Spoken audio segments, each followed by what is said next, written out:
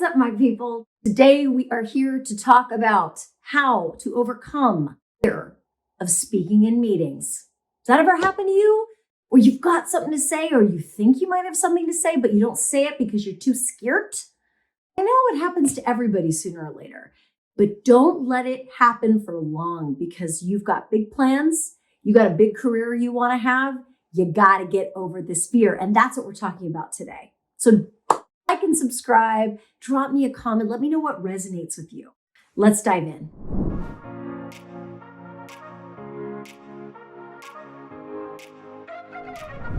Look, communicating is kind of like painting a room. What do I mean by that? If you've ever painted a room or a house or anything, you know that 80% of the job is the prep. Prepping probably takes longer than the actual painting does, right? And that's for a reason. If we prep well, we can just rip through that paint job and it comes out perfectly, right? Same is true for meetings, especially the meetings that we sort of get triggered by, that we feel nervous about, that we feel intimidated by. If we can prep properly, we can slay that much easier in the moment. And so often we're nervous in a meeting, we're afraid to speak up because we haven't prepared adequately. We haven't really thought about what our intention is, what we're afraid of, what we hope to achieve. There are some very basic ways to prep more effectively for the meetings that matter. So where does that begin? Look, for me, prep looks like writing. I love prompting myself with questions that I then free write to organize my thinking. And when I go into a meeting that's high visibility, high pressure, high importance, I have my little cheat sheet next to me of what I'm there to try and accomplish, my key messages. And so what I want you to think about, if you're afraid of speaking up in a meeting, try not to think about it as a character flaw or, a self-esteem problem. Look, it may or may not be part of your self-esteem problem, but I don't find those useful constructs in this situation. I think it's better to see it as a workflow problem, as my friend Paulo says. What would happen if you treated your fear of meetings less like a character flaw that shows that you're, insecure and worthless, and more like a workflow problem? Here's what I want you to experiment with. Here's your new workflow. I want you to ask this first question. What are you afraid of?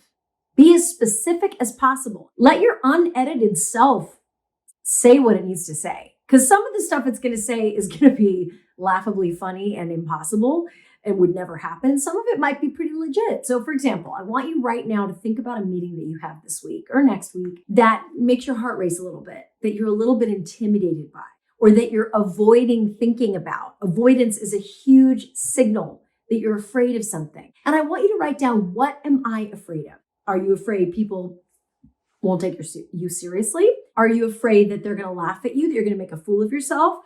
Are you afraid you won't be prepared and that somebody will notice it and that you'll get kicked out of the meeting and fired forever? What are you afraid of? Write it all down.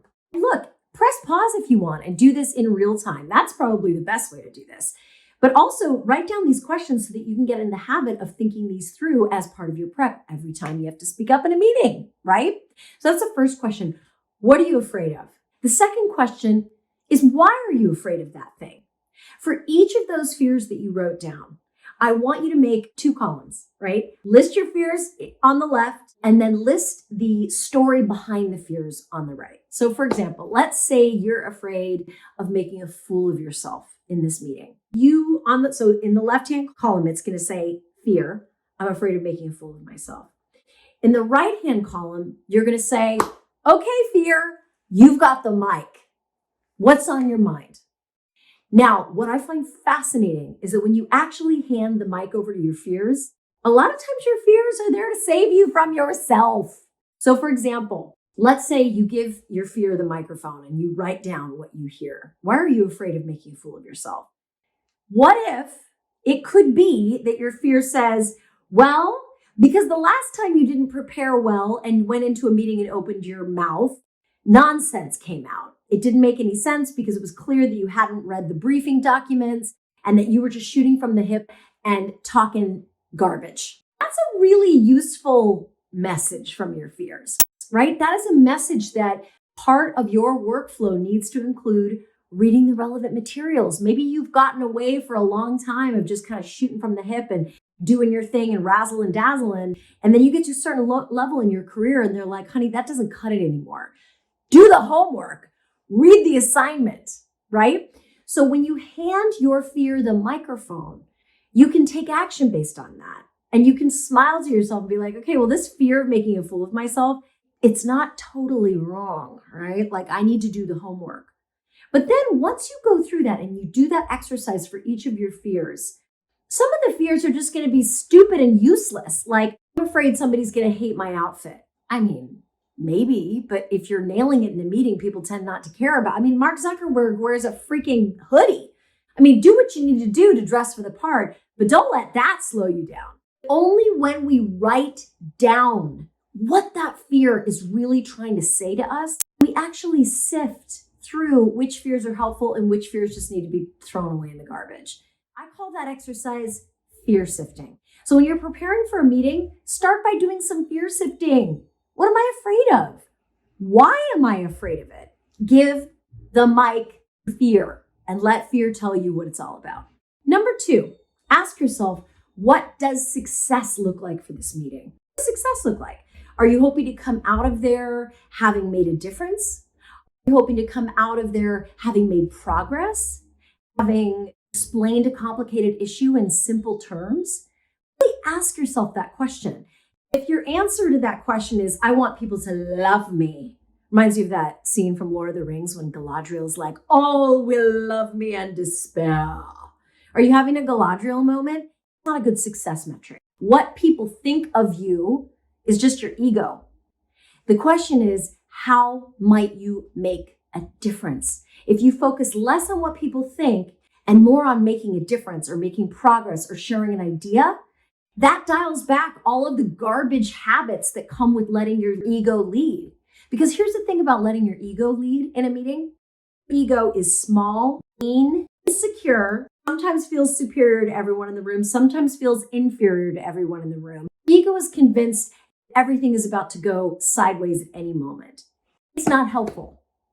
What you want to do is have an intention, have a success metric that is of service to the group, makes a difference for the group. If you can keep your eyes on that prize, it gives you enough maneuvering room in the meeting to let go of something that you thought was a good idea. But after hearing everyone's perspective and getting the wisdom of the room, you might discern, God, you know what? I need to let go of that notion. It's been disproved in this room. Meanwhile, if you're so worried about what people think of you, you may go to the mattress for that idea that you now know is probably not the right idea, just because your ego cannot stand the idea that somebody would think they won an argument. Do you see the difference? Being committed to service to something bigger than the self yields to better performance in a meeting. So number 2 is, what is your success metric? What's your intention? What does success look like for this meeting? Number 3, ask yourself, what could go wrong in this meeting? Let yourself disaster ideate. And I know this sounds like number 1, but number 1 is not as specific as what number 3 is. Number 3 is literally, if something's going to go wrong, what's it going to be? It could be that, the technology doesn't work. Maybe there's a I live in Northern California, certain times a year, if there's a wind advisory, there's a 50-50 chance that our electricity is going to get turned off so that wildfires don't happen. So I always have a backup plan for technology, because technology fails a lot.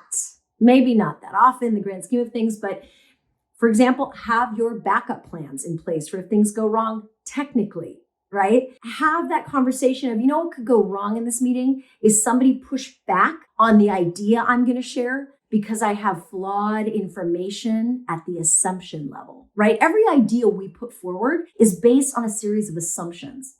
And if there's a flaw in that assumption level, that could go wrong. The meeting could come unraveled. And when you realize that that's a real risk, then you can go back and check your numbers. Are my ideas based on real data? How sure am I of that data, right? By imagining what might go wrong, you are actually bulletproofing. I do not believe an empty-headed, positivity talk for the sake of positivity talk. Positivity talk has its place, but the people and social science actually shows this. They've done studies, performance studies on who performs best under pressure. And the people that have rehearsed mentally both what could go right and what could go wrong are the ones that perform better. So question number 4 is, what could go right? What might go right? What if they buy your idea, buy what you're selling, get on board with what you're saying? Do you have what you need to take it to the next step to close them, right? Do you have a package you're ready to sell them? Do you have a plan, team that you can call on to realize the vision once it gets funded or supported or whatever it is? What might go right? Have a plan for that too. And lastly, number 5, this is sort of the final piece before you go in. Have you prepared yourself physiologically? Number 5 is like what I do right before, which is, have I given my brain enough fuel to focus and to perform at high levels? Have I had some protein, right? Do I have water nearby? Have I picked the spinach out of my teeth before I go onto my Zoom or before I walk into the meeting? It's sort of like, if you think about it, this workflow is about managing mind and spirit and body. And that's really the way I want you to think about it. These 5 steps are a way of supporting yourself. You're like a giant jet airplane that's going to launch into the skies. If you've ever been on an airplane before, you hear the captain, you hear the flight attendants moving through their checklist. And that's what this is for you. It's your new workflow. It's your new checklist for learning to stop being afraid to speak up in meetings. Hope that was helpful. If it was, please drop me a comment or a note. I live for these things, for reals. And I will see you next time. Shine on. We need your light.